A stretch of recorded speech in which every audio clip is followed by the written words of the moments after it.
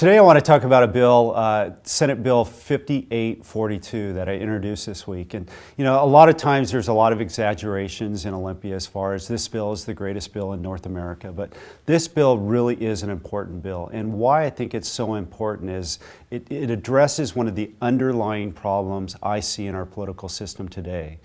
So much of the political debate, especially back in Washington, D.C., is predicated upon the partisanship and not addressing the issues that Americans and Washingtonians really want their politicians to address.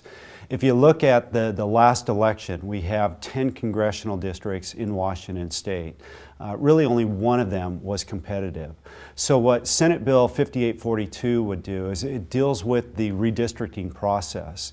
And by making sure that when we're doing redistricting, which happens every 10 years with the census, that we're focusing on making sure we maximize the number of competitive districts. We can do much better than only one competitive district.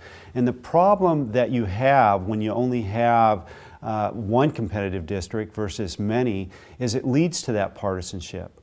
When you have a district that is either far to the right or far to the left, and dominated by the Republicans or the Democrats, then it leads them to believe that they don't have to strike those balances in the middle that you would normally see in a district that's more competitive. They can basically say whatever they want to say, and actually the crazier they get, the more they're rewarded, because in those districts it's the fringes that are going to come after you.